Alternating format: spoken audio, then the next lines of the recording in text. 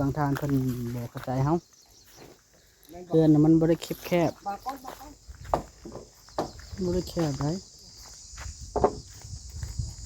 เป็นเบิ่งโครงหางมันก็บ่ได้น้อยได้พี่น้องเอ้ย4 คูณ 6 6 4 24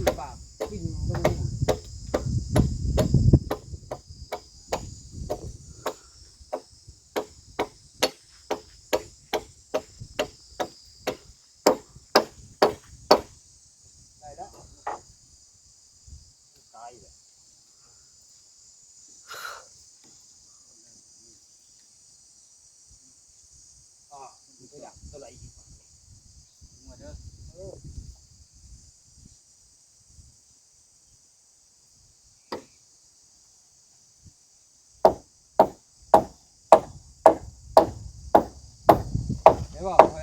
ใส่ไม้ข้างนอกเส้นหนึ่งพอหนึ่งเนาะเหยียบตีตับลง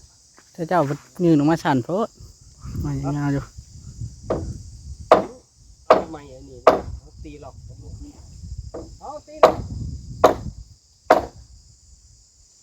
น้องบอกเขา ฝากติดตามเบาโอลิแน่เด้อพี่น้องเบิดสุปูสุคน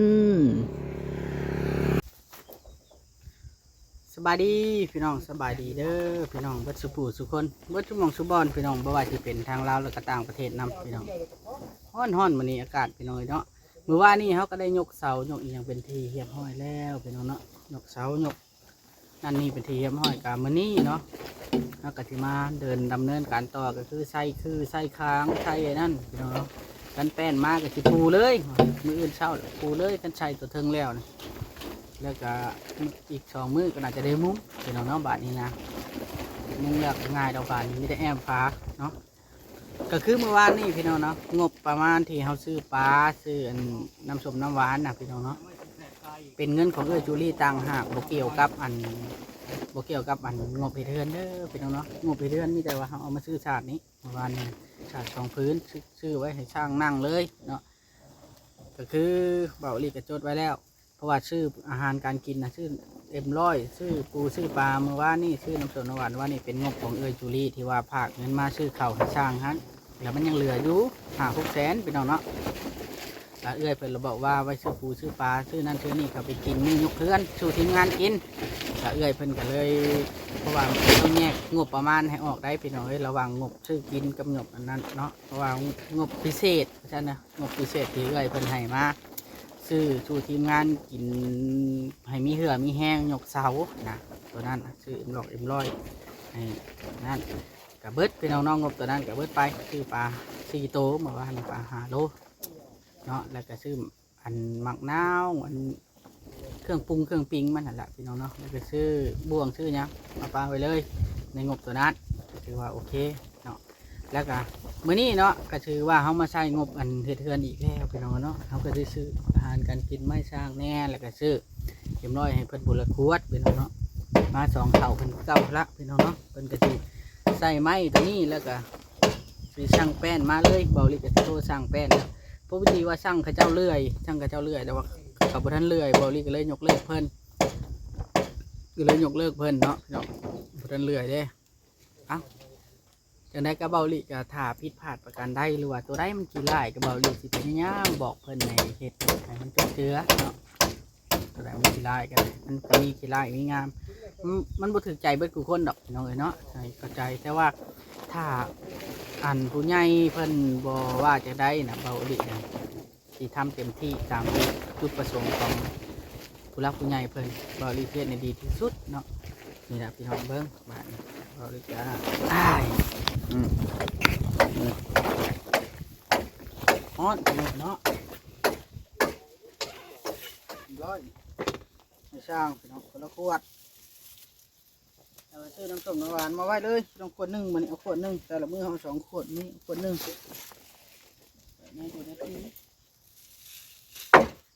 ต้มผักไข่กับปิ้งไก่ปิ้ง1เนาะแล้วก็น้ำแข็งตัวนี้เขาจะห่อยไว้ก่อนห่อยไว้ให้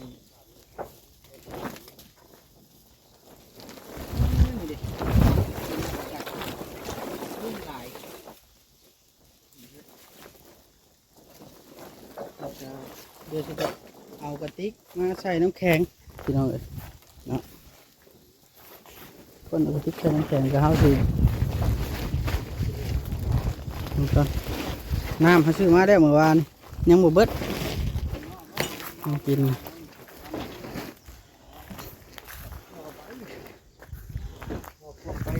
โอ้เดี๋ยวใครจะขึ้นจับซอยเอากินนิ่มร้อยก่อนจ้ะ สบายดี เลยเอาตอกยืนออกไปจอกเลยนั่นเล่มเลยเด้อย กไปโลดที่ให้พร้อมสอง ยกได้บ่ ได้ความไปเฮาขึ้นนี่มันก็สูงแล้วตกไปละ มันเพียงตก ตอนตีเพิ่นโอ้แย่ด้วย จังไว้84 เมตรน่ะสบายใจเลยบ่ดีรู้ตัดต้องต่อเงาเลย เลือยาวบ่เขาเลื่อย ยามัน ยังบ่แล้ว บ่มันเขายังบ่ได้เลื่อยเด้เขาทำเขายังบ่ได้เลื่อยเลยยาโลดเขาเลยช่างเอาหับปากว่าชองชามมือเนาะตั้งแต่มือเขาช่าง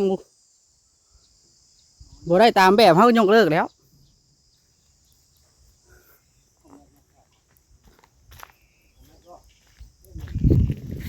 ไปเท่าแก้วไปใช้มือนี่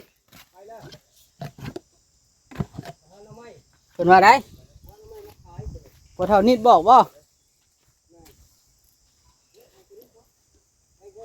ใช้กระตุกน้ำมาบ่พอเท่าตุกน้ำดิใส่ตุกน้ำนะ ห้องน้ำเด้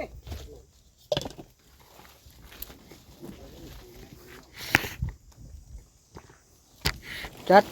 ดการแนวอยู่นั่นน้ำไหนเนี่ย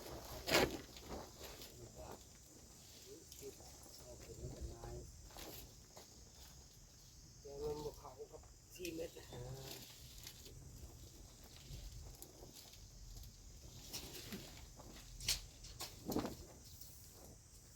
แปลว่ามื้อนี้แป้นมา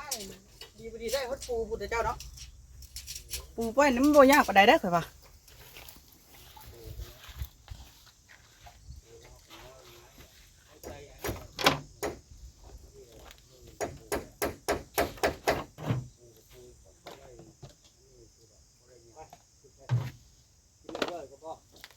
กินที่มันยาเย็นได้น่ะ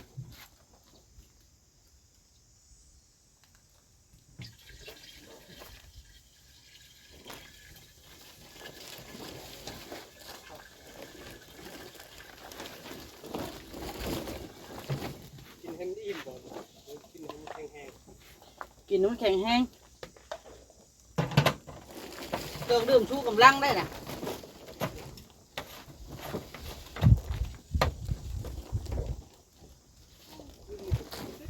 โมง11 โมงถึงได้นอนได้ เป็นอะไร โอ้นอนในป่าหญ้าตัวตื่นสายนอนในป่าหญ้า เจ้านะ นอนโดยก็ยุ่งครบครบแบบนี้มีตรงนี้ดูแบบนี้เนาะดูเขาดูมีเลย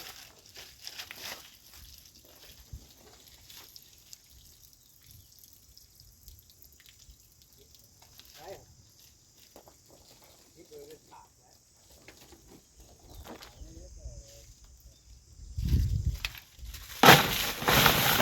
อืมอยากกินน้ำเย็นก็มีแต่ว่าเอาบีบเอา คนมันใหญ่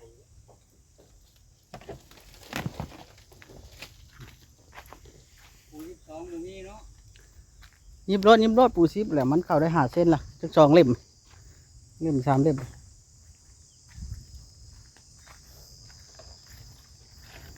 เข้าได้5 เส้นแหละทำสิเอาแล้วนะ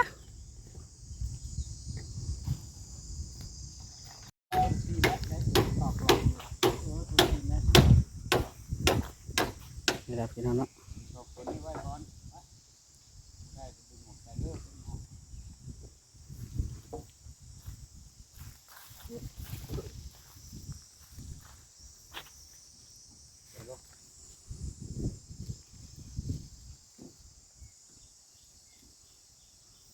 เบื่อ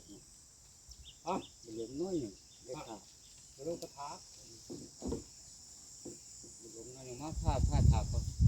เดี๋ยวจะกระปงลงนี่เลย อันนั้นได้บ่เนาะปงกินเทิงไว้เช้าได้ถึงเท่าไหร่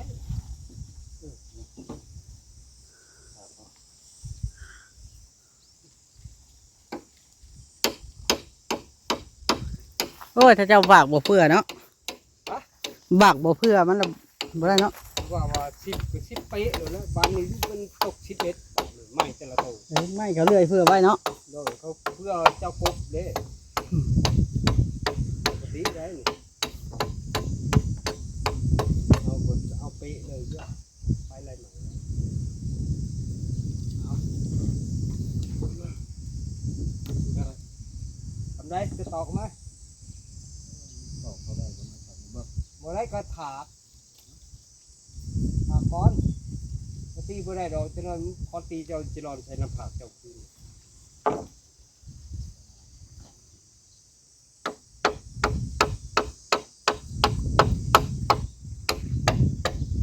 ใส่ปุ๊บเลยใส่พอสองพอสอง เดี๋ยวพี่น้อง นี่ตะเกียมสาวดังเกียมมุ้งเนี่ย สูงเติบเนาะ โอ้ยสูง จากพื้นขึ้น เล นะจากพื้นขึ้นนะสูงว่าจากพื้น แต่นี่ขึ้นไปนี่สูงกว่าเพื่อนเขาทำเขาเพื่อนเขายืนไว้ทางใดเงินก็ได้ได้แล้วเราก่อนเจ้าถากได้ไหมเนี่ยตีทั้งนี้เขาเด้อตีเขา เราไปน้องเนาะช้างเพิ่นไงแล้วไปเอ้ย เป็นยังไงนี่อยู่เรือใจดูไปใช้นั่นก็ว่ามันเรือใช้ไปยาว แล้วก็ลอกออกไปน้องเนาะ เอาใหญ่ ท่านเขาใส่6 เสาเนี่ยมันกลางเสากลางมันสิบ่มีแม่นบ่มันไหม้มันสิโกงลงแล้วมันต้องได้ค้ำไว้คือเก่าบ่แตกต่างกันดอกพี่น้องซื้อบางทานเพิ่นบ่เข้าใจเฮาเพื่อนน่ะมันบ่ได้แคบ ปากก้อนปากก้อน บ่ได้แคบได้เบิ่งโครงหางมันก็บ่ได้น้อยได้พี่น้องเอ้ย4 คูณ 6 6 4 24 ปากขึ้นลง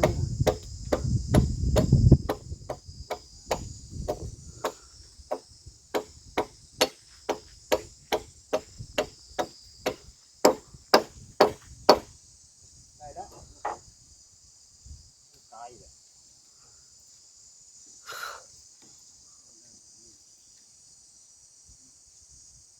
มันก็อยากเท่าไหร่อีกมาเด้อ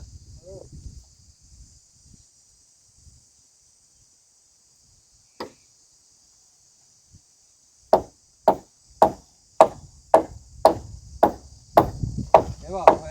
ใส่ไม้ข้างนอกเส้นหนึ่งพอลึกเนาะเหยียบตีตับตับลง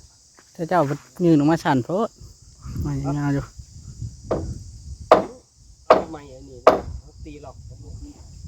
เอาตีหลอกน้องบอกเขาไม่หรอ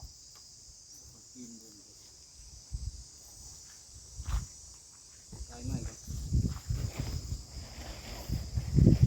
บากดีกว่าบากแล้วนะตีออกตีออก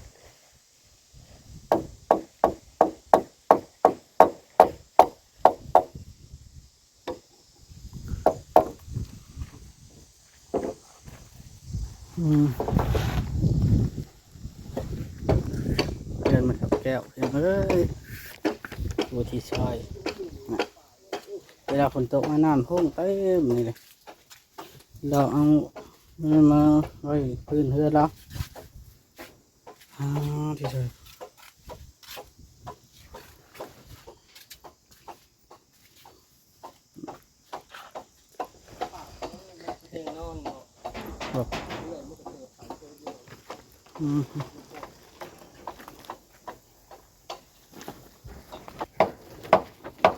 เวลาพี่น้องเนาะเป็นก็เฮ็ดไปก็จักสร้างเพิ่นเนาะพี่น้องเนาะ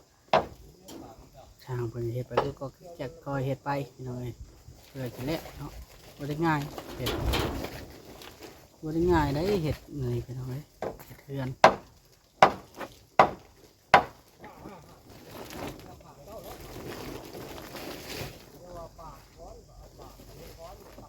เฮ็ดกับไม้พี่น้องเนาะถ้าเฒ่าแก่แนวโฮมนะเมื่อวานนี่ก็ทีมงานมาจนเบิดพี่น้องเดือแต่แค่บ่จอยกับพอแพทย์ต้องเป็นข้าวเวียกเพิ่นลงบ่ได้มาข้าวเวียกเพิ่นบ่ได้มา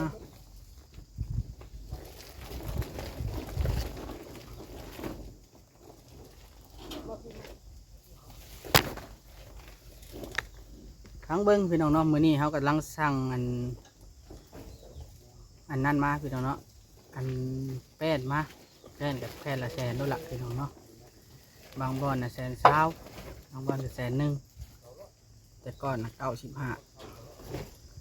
ขึ้น5,000ดีแล้วพี่น้องเนาะ95ขึ้น5,000ตามน้ำมันขึ้นไป2 เท่าแล้วมันยังขึ้น5,000อยู่ก็ถือว่าดีได้นี่เขาสั่งอยู่38แผ่นเบาหลีสั่งไม้48อีกอันนึง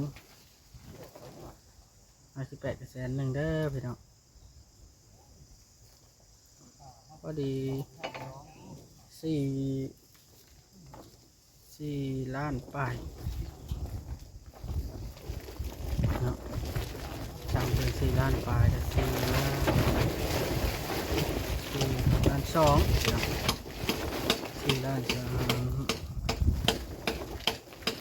6,000 กว่าบาท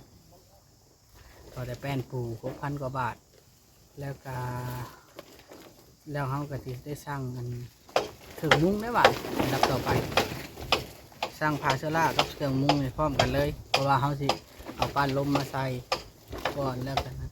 พาเชล่าก็สิมาไว้นี่แล้วนี่พี่น้องมาไว้เห็นมีแก้วแล้วผักจะได้พี่น้องมันจะเป็นได้สั่งได้สั่งพร้อมกันเลยแบบนี้พาเชล่าแล้วก็เครื่องมุ้งมาพี่น้องพอตัวอยู่พี่น้องเลยเนาะแต่ก็สิเอาปูนเลยพอไปให้เพิ่นแก้ปูนมาเลยรอบเดียวมาปุมาเทอันนี้มาเทอันนี่นะพี่น้องเนาะแทนเสาเป็นแทนเสาติดอันตีนเสาพอเขาเฮ็ดเป็นลุมลงแล้วเขาก็จะเทปูนให้มันอ้อมปวกไว้นะให้มันเต็มโลดเนาะในหันนะบ่อยากให้ FC ว่าปวกสิกินบ่รีนะบ่ให้ FC ว่าปวกสิกินอากาศร้อนแห้งวันที่27แล้วมันนี่พี่น้องเอ้ยที่27แล้ว FC บางท่านเพิ่นว่าเฮ็ดน้อยหนึ่งแล้วเขาห่มเฮ็ดน้อยหนึ่งแล้วเขาห่มเริ่มแล้วพี่น้องเริ่มสิบ่ได้เขาห่มแล้วเพราะว่า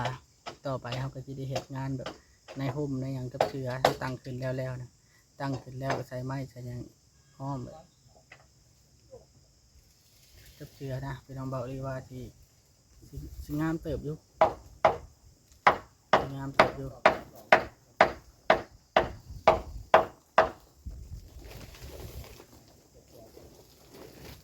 งามเติบอยู่ดอกเรือนก็ได้บ่ได้ขี่ไล่แบบไหนดอก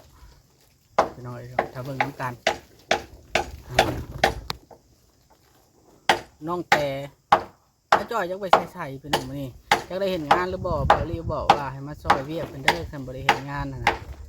ซอยเวียกเนี่ยใดก็คือลูกเจ้าของบอกรีว่านะเนาะแต่ว่าจักเพิ่นสิมาหรือบ่มาแล้วหรือเพิ่นเฮ็ดเวียกบ่รู้ว่าได้เนาะว่าไอ้เราหาเพิ่นมาเฮ็ดเวียกไอ้เราว่ามือวันอันนั้นพอได้จังได้เห็ดแล้วนะมื้อวันเสาร์มื้อนี้น่าจะไม่ได้เห็ดเวียกเราหาเพิ่นมาเห็ดเวียกนะบ่าวลีก็เลยบอกเพิ่นมาซอยเวียกเลยถ่าอันบ่ทันได้เห็ดเนาะแต่เพิ่นสิมาแล้วจ้างบ่จ้างก็จะให้มาเห็ดเบิ่งแล้วพี่น้องเนาะเพราะว่าเพื่อนกับเพื่อนลูกตัวเองนะตัวเองมากก็ต้องตัวเองแน่นอนคือเก่าบ่มีไผดอกแน่นอนอยากให้มาเบิ่งน้ำเอ้าโอเคพี่น้องสำหรับคลิปนี้ที่ได้ขอโทรกันได้พี่น้องไปเนาะฝากกดไลค์กดติดตามเก่าคือเดิมพี่น้องสบายดีขอบคุณทุกท่านที่ติดตามรับชมเบาหลีเฮ็ดให้ดีที่สุดเด้อสวัสดี